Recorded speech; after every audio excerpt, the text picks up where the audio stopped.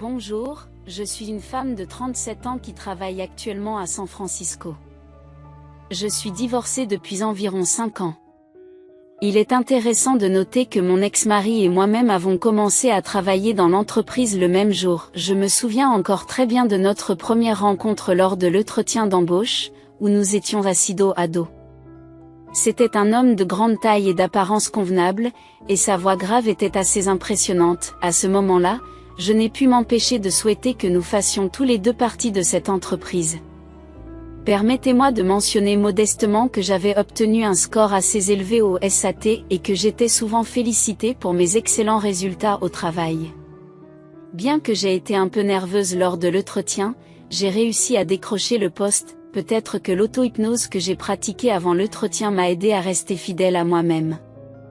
Le premier jour de travail, j'ai été ravie de découvrir que mon ex-mari avait également été embauché et nous sommes devenus collègues. Nous avons suivi une formation ensemble et partagé les pauses déjeuner, ce qui nous a permis de mieux nous connaître et de nous rapprocher. Alors que j'étais énergique et ambitieuse, mon ex-mari était d'une nature calme et aimable, abordant toujours les tâches avec douceur. À l'époque, je n'avais fréquenté que des mauvais garçons, mais après avoir subi de multiples trahisons, je me suis sentie attirée par le comportement doux de mon ex-mari. De son côté, mon ex-mari semblait apprécier ma personnalité active et vive, qui contrastait avec la mienne, et me trouvait charmante. Par chance, nous avons été affectés au même service, et comme nous avons passé beaucoup de temps ensemble, il est difficile de dire qui a fait le premier pas, mais nous sommes naturellement devenus un couple. Chaque jour, je me délectais du bonheur que me procurait mon mari. Attentionné et gentil.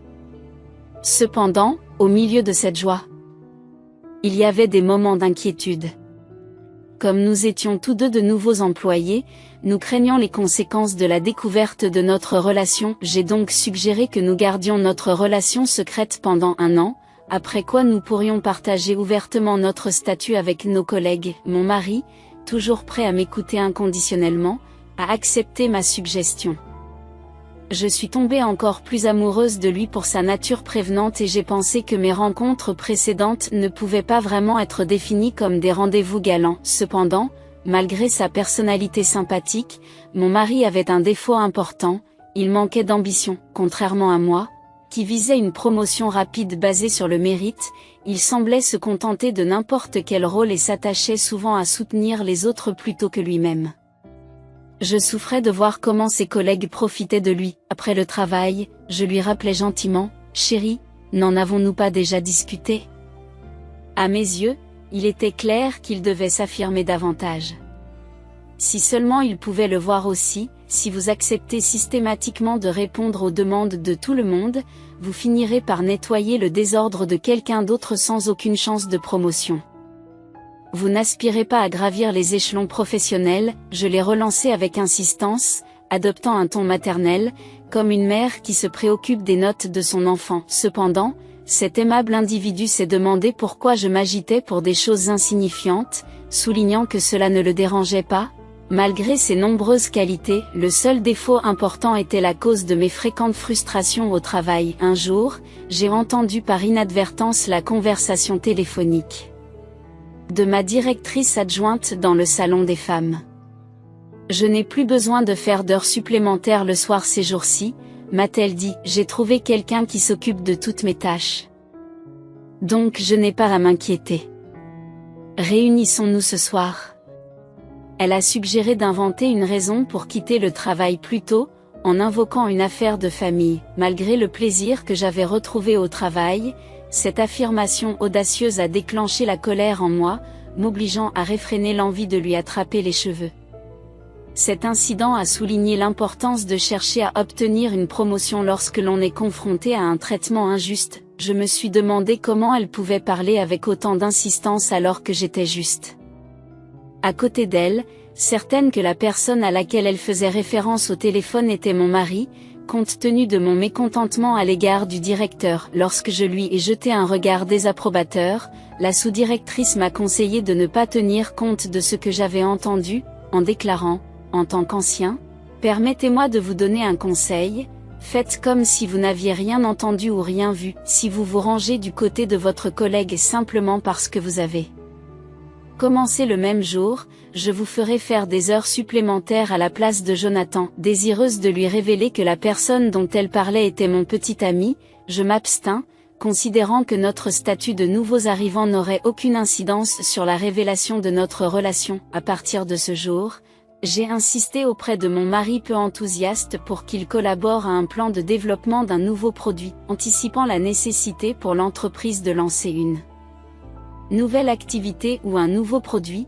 J'ai constaté que mon mari manquait de motivation et qu'il était accablé par les responsabilités excessives des autres. Comme prévu, 1 mois ou 2 plus tard, le département a demandé à tous les employés de proposer des idées de nouveaux produits, sans tenir compte de leur position. Par chance, mon chef d'équipe, qui me soutenait, a adapté mes horaires de travail, ce qui m'a permis de me concentrer sur le développement du nouveau produit. On dit que la chance sourit à ceux qui sont préparés, et j'ai saisi l'occasion pour soumettre le plan méticuleusement élaboré que j'avais préparé. Après avoir apporté quelques modifications et soumis mon plan avant tout le monde, j'ai décidé d'aider mon mari, qui n'avait même pas encore commencé son propre plan. Cependant, mon aide n'a été que verbale, car le fait d'aider quelqu'un qui manque de motivation n'a fait que m'accabler.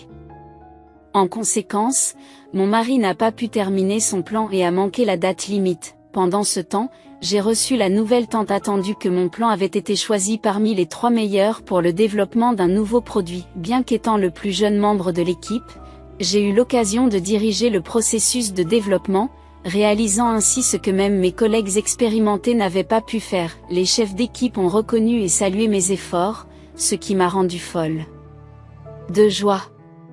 Cependant, plus je me réjouissais, plus mon mari semblait découragé. Il est intéressant de noter que l'un des chefs d'équipe, que je respectais profondément, avait récemment divorcé. Bien qu'il n'en ait pas ouvertement parlé, il m'avait secrètement aidé à plusieurs reprises, au grand désarroi de mon mari, suscitant chez lui un sentiment de jalousie. De plus, lorsque j'ai réussi à développer un nouveau produit, mon mari m'a comparé à lui de manière sarcastique. Réalisant que c'était le moment idéal, je l'ai confronté, lui expliquant qu'il aurait dû m'écouter et préparer un plan à l'avance. Malgré ses qualités admirables, il devait surmonter son manque d'ambition et assumer son rôle de chef de famille. À ma grande surprise, c'est lorsque j'ai parlé de notre mariage que mon mari a semblé pris au dépourvu pour la première fois. À partir de ce jour, il a commencé à consacrer plus d'attention à son travail. Afin de l'encourager, je l'ai félicité pour ses efforts. C'est à cette époque que mon chef d'équipe m'a invité à un voyage d'affaires à Hawaï, en rapport avec le marketing de notre marque alimentaire populaire, en particulier la branche située à Hawaï. Sans hésiter, j'ai accepté de l'accompagner. Cependant, lorsque mon mari en a été témoin, c'est la première fois qu'il a exprimé ouvertement son mécontentement. Il s'est demandé pourquoi je ne pouvais pas demander à quelqu'un d'autre d'y aller à ma place et a douté qu'une fille comme moi puisse s'embarquer sans crainte dans ce voyage. Je lui ai expliqué que c'était mon idée et que, par conséquent, c'était à moi de m'en occuper. Sa colère face à la situation m'a fait rire, car elle confirmait à quel point il tenait à moi. J'étais heureuse de savoir que s'il avait développé plus de compétences, il serait vraiment un homme exceptionnel. Il était difficile de trouver quelqu'un comme lui dans ce monde, et j'étais donc déterminée à assurer sa réussite. Cependant, je ne pouvais m'empêcher de plaindre mon chef d'équipe. J'ai pensé que le moyen le plus rapide de motiver mon mari était d'utiliser mon chef d'équipe comme catalyseur. Je voulais montrer à mon mari que j'étais attirée par les hommes compétents en suscitant sa jalousie. Dès le début de notre relation, j'ai stratégiquement mentionné mon prochain voyage à Hawaï, en donnant l'impression que je n'avais pas d'autre choix que d'y aller. Mon mari a boudé et est resté silencieux toute la nuit. Avant de partir en voyage d'affaires avec mon chef d'équipe, je dois admettre qu'il régnait une atmosphère étrange entre nous à Hawaï. Je me suis donc glissée dans notre conversation et j'ai dit que je sortais avec quelqu'un. Mon mari, qui n'était pas au courant de notre liaison, a été surpris par mon aveu. Il m'a promis de garder le secret puisqu'il n'était pas au courant de notre relation après avoir terminé le voyage d'affaires à Hawaï comme prévu. Mon mari est devenu de plus en plus ambitieux dans son travail. Il n'a pas pu changer sa gentillesse, acceptant toujours de travailler pour ses supérieurs. Parallèlement, il a continué à étudier et à mener des recherches en marketing pour le développement de nouveaux produits. Nous avons tous deux obtenu des promotions, ce qui m'a donné encore plus envie de travailler. De manière inattendue, j'ai appris que j'étais enceinte. Bien que je souhaitais avoir un enfant après m'être mariée, le moment n'était pas idéal. Malgré cela, mon mari était ravi et m'a demandé en mariage immédiatement. Je ne pouvais pas ignorer la vie qui grandissait en moi et trahir l'homme qui m'avait demandé en mariage avec tant de joie pour ma grossesse. Nous nous sommes donc mariés plus tôt que prévu. Il va sans dire que mes collègues ont été surpris, car ils n'avaient aucune idée de notre relation. La directrice adjointe du salon des femmes, qui avait toujours été impolie, a été particulièrement étonnée. Notre relation l'avait mise mal à l'aise, car le favoritisme de mon mari à mon égard était évident. À part elle, tout le monde nous a félicités. J'ai fait part à l'entreprise de mon malaise à propos de ma grossesse, ce qui a eu pour effet de réduire ma charge de travail. Cependant, je n'ai pas trouvé le bonheur dans cette situation. Au contraire, je me sentais un peu mélancolique. De plus, le chef d'équipe qui s'occupait de moi a donné sa démission. Mon mari s'est réjoui de cette évolution. Bien que je ne l'ai pas montré, j'étais désolée de le voir partir. Bientôt, une nouvelle assistante de direction a été engagée, apportant une nouvelle dynamique au bureau. Le chef d'équipe a été transféré dans notre service, à la grande joie de mon mari, qu'il avait rencontré lors de son entretien. La chef d'équipe était tout aussi heureuse de voir mon mari, mentionnant qu'elle se souvenait de lui. Cependant, en raison de mes changements hormonaux, je n'étais pas très enthousiaste. Néanmoins, nous nous sommes mariés peu après et avons commencé notre vie de jeunes mariés dans un petit appartement. Au fur et à mesure que ma grossesse avançait et que mon ventre devenait plus prononcé, j'ai commencé à porter des vêtements de grossesse au travail. Je ne pouvais pas m'empêcher de remarquer les regards des gens, même s'ils ne me traitaient pas différemment à cause de ma grossesse. Quoi qu'il en soit, j'ai commencé à me sentir gênée et à perdre confiance en moi. Mon mari m'a suggéré d'envisager un congé de maternité ou de démissionner, mais je ne voulais pas abandonner mon dur labeur. Finalement, j'ai décidé de prendre un congé de maternité. Cependant, cette décision a suscité plusieurs inquiétudes dans mon esprit.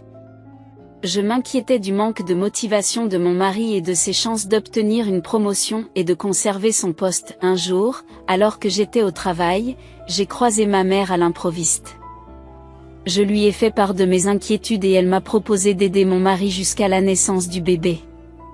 Puisque je connaissais déjà son travail, pourquoi ne pas devenir son chef? Elle pensait qu'en l'aidant, il pourrait avoir l'occasion d'être promu et de s'imposer dans l'entreprise, ce qui me serait extrêmement reconnaissant. Après avoir entendu ses conseils, je me suis enthousiasmée à l'idée d'atteindre mes objectifs grâce à la carrière de mon mari. De nombreuses idées ont afflué dans mon esprit et j'ai retrouvé l'enthousiasme que j'avais lorsque j'ai commencé à travailler. Depuis ce jour, je discutais volontiers avec mon mari de ce qui se passait sur son lieu de travail lorsqu'il rentrait à la maison. Grâce à lui, j'ai découvert que le chef d'équipe, qui occupait un poste important dans l'entreprise, envisageait de créer une nouvelle entreprise.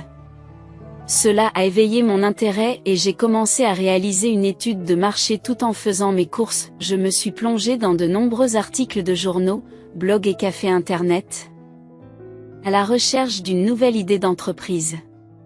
C'est alors que le miel m'est apparu comme un produit potentiel.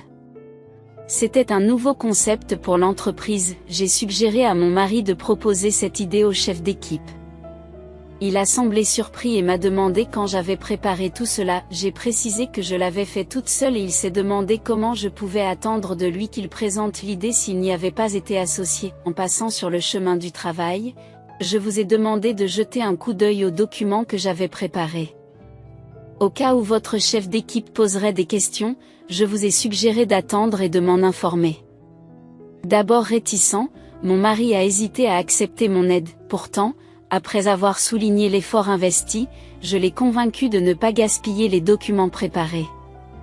Ce geste stratégique lui a valu les faveurs de son chef d'équipe et lui a évité d'avoir à assumer le travail des autres. Au fur et à mesure que mon mari gagnait en reconnaissance au travail, nos soirées étaient occupées par la préparation de rapports et de briefings.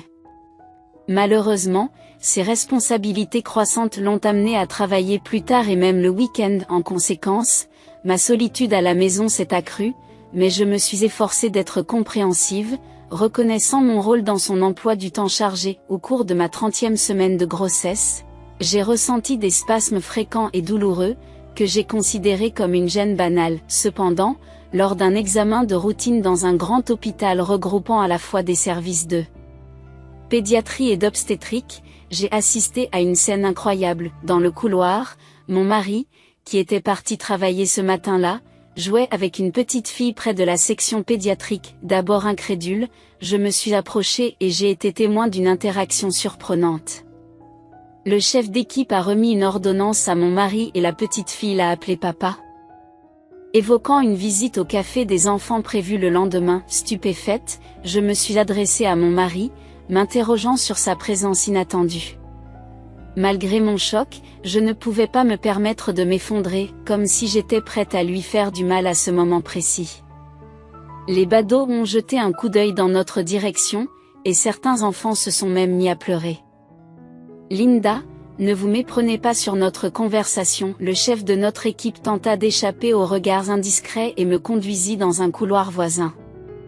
J'ai sévèrement demandé à mon mari, qui se tenait rigide comme un arbre, de me suivre. Tout de suite, Linda, je comprends que cette situation puisse être mal interprétée, mais avant que tu ne t'énerves, écoute-moi, s'il te plaît. Au début, je n'ai pas pu contrôler ma colère et j'ai crié, arrêtez. Je veux parler. La vérité, c'est que j'ai rendez-vous avec la chef d'équipe aujourd'hui. Sa fille présentait des symptômes grippaux. Inquiète, je l'ai accompagnée à l'hôpital. Lorsque j'ai entendu le commentaire de mon mari, j'ai perdu le contrôle et je l'ai frappé avec le sac à main que je tenais. Comment pouvait-il avoir une liaison alors que sa propre femme était enceinte? Comment a-t-il pu me trahir alors qu'il n'en avait pas la capacité? Et pourtant, je l'ai soutenu, lui fournissant mes plans pour l'aider à progresser. Il a trahi notre enfant à naître, en choisissant de suivre l'enfant de quelqu'un d'autre dans le service de pédiatrie. Je ne pouvais tout simplement pas me résoudre à lui pardonner. J'ai violemment confronté mon mari. Au milieu du vacarme, un agent de sécurité s'est précipité vers nous pour intervenir, peut-être à cause du choc soudain. Je n'ai pas pu supporter la douleur extrême dans mon estomac et je me suis effondrée sur le sol, perdant connaissance. Un médecin s'est empressé de venir à mon secours, mais malheureusement, j'ai fait une fausse couche à la suite du choc provoqué par l'infidélité de mon mari et la perte de notre bébé. Je ne pouvais pas dormir, je ne pouvais pas manger, j'avais besoin d'être soignée sans la présence de mon bébé. Depuis ce jour, mon mari n'est jamais rentré à la maison. Mes beaux-parents m'ont blâmé, suggérant que je ne m'occupais pas correctement de ma grossesse. J'ai essayé de leur expliquer que leur fils avait une liaison avec sa patronne et que le choc avait provoqué ma fausse couche, mais ils n'ont pas voulu me croire. Nous avons été choqués par votre accusation, ont-ils dit. Alors nous avons interrogé Jonathan. Il a répondu qu'il s'efforçait d'obtenir les faveurs de son patron et qu'il faisait des efforts excessifs, comme un esclave. Pourquoi donc des accusations aussi absurdes? Vous restez confortablement à la maison, sans travail, n'avez-vous pas mieux à faire que d'accuser votre mari par jalousie? Quand j'écoute Jonathan, il semble que le chef d'équipe ait reconnu ses efforts pour l'aider. Alors pourquoi êtes-vous la seule à vous comporter ainsi? Vous devriez soutenir le développement professionnel de votre mari. Comment pouvez-vous l'accuser d'avoir une liaison avec son patron et de ternir sa réputation au travail? Et maintenant, vous suggérez que votre fausse couche n'est pas de votre faute, mais plutôt de celle de mon fils. Lorsque ma belle-mère a poursuivi ces accusations incroyables, je n'ai pas pu m'empêcher de rire. J'ai décidé de les confronter toutes les deux et de révéler la vérité sur mon lieu de travail. Le lendemain, je suis allée travailler, sans savoir comment ils avaient appris mon arrivée. À ma grande surprise, le chef d'équipe est venu jusqu'au hall d'entrée et m'a attrapée. Alors que je me dirigeais vers le bureau de mon mari, elle m'a fait une suggestion vraiment choquante. Linda, je n'aurais jamais cru que tu étais capable d'une telle inconscience. N'êtes-vous pas en congé? Vous n'avez pas l'intention de revenir travailler? Envisagez-vous de divorcer de mon petit ami et de démissionner? Ces paroles m'ont laissé abasourdi. Comment pouvait-elle parler de mon mari comme de son petit ami? J'avais l'impression que le monde était à l'envers. Vous devriez vous calmer et penser logiquement, a-t-elle poursuivi. Vous aviez déjà une bonne réputation avant votre mariage. Divorcez tranquillement et retournez au travail. Je m'adresserai au service des ressources humaines et je m'arrangerai pour vous trouver un autre poste dans un autre service. Vous aurez de meilleures opportunités qu'avant. Je n'arrivais pas à croire ce que j'entendais. Qui était-elle pour suggérer un divorce, et pourquoi pensait-elle avoir le pouvoir de me transférer dans un autre service? Avait-elle l'impression de détenir un pouvoir important en tant que simple chef d'équipe? Vous êtes bien audacieuse, ai-je rétorqué. Vous venez à peine de commencer à travailler ici? Qui êtes-vous pour me conseiller sur mes affaires personnelles ou pour dicter qui peut travailler dans votre service? Insinuez-vous que l'entreprise vous appartient, et comment osez-vous parler d'un transfert de service? Vous n'êtes rien d'autre qu'un chef d'équipe et une femme adultère qui couche avec ses subordonnés. Vous n'avez aucune crédibilité. Ce que vous devriez faire, c'est ne pas agir avec arrogance devant moi, mais plutôt vous agenouiller et demander mon pardon. Comment oses-tu te comporter ainsi? À ce moment-là, le chef d'équipe m'a donné une gifle. Je suis resté interloqué. C'est moi qui suis responsable ici, a-t-elle affirmé. Lorsque vous connaîtrez les faits, vous comprendrez qui je suis. J'ai le pouvoir de vous licencier à tout moment, et j'ai le pouvoir de promouvoir n'importe qui. En fait, j'ai même embauché votre mari. Tu es sorti de nulle part, tu m'as volé Jonathan, tu t'es mariée et tu es tombée enceinte. C'est incroyable. Je n'arrivais pas à croire ce que j'entendais. Ces paroles m'ont ébranlé au plus haut point. À ce moment-là, mon mari est apparu et s'est inquiété pour le chef d'équipe. Il m'a demandé, « Tu vas bien? Je te cherchais. Pourquoi es-tu venu ici? » J'ai eu besoin d'un moment pour rassembler mes idées. Je m'occupe de tout, et ils m'ont dit. Es-tu une femme qui s'accroche ainsi? Tu ne te rends pas compte que ton arrogance m'a rendu malade de toi? Je vous en supplie. S'il vous plaît, accordez-moi le divorce. Je me suis demandé si cet homme était le même mari gentil et doux que j'avais connu. Je pensais qu'il agissait par dépit. J'ai envisagé de ne jamais accepter le divorce. Cependant, il n'a pas eu de conscience et a entamé lui-même la procédure de divorce. Au départ, il a invoqué la détresse émotionnelle pour justifier le divorce. Ces fausses excuses et ma fausse couche ont alimenté ma colère à l'égard de mon mari trompeur, ce qui m'a amené à engager un avocat spécialisé dans les divorces. Au fil du temps, la procédure de divorce s'est transformée en une bataille acharnée, pleine de haine et d'entêtement. Je me suis lassé de la lutte, surtout avec l'ex-mari rusé et le chef d'équipe partial. Il n'y avait aucune preuve de leur infidélité, ce qui ne faisait qu'alimenter ma jalousie irrationnelle. Le procès semblait se retourner contre moi et j'endurais des journées infernales. Soudain, un appel téléphonique inattendu a retenti, et ce n'était autre que l'ancien chef d'équipe. Il avait toujours été gentil avec moi, et il m'expliqua qu'il avait entendu des rumeurs défavorables sur la situation dans laquelle je me trouvais. Mademoiselle Harris, ou Linda, comme il m'appelait. Il savait que je n'avais rien à gagner dans ce combat. Il m'a proposé de m'arrêter et de travailler avec lui dans son entreprise récemment créée, m'assurant de sa confiance en mon caractère. Il a insisté sur le fait que les rumeurs à mon sujet étaient fausses et qu'il croyait en la personne que j'étais vraiment. Ces paroles m'ont fait pleurer et j'ai déversé toute la douleur et la souffrance que j'avais endurée.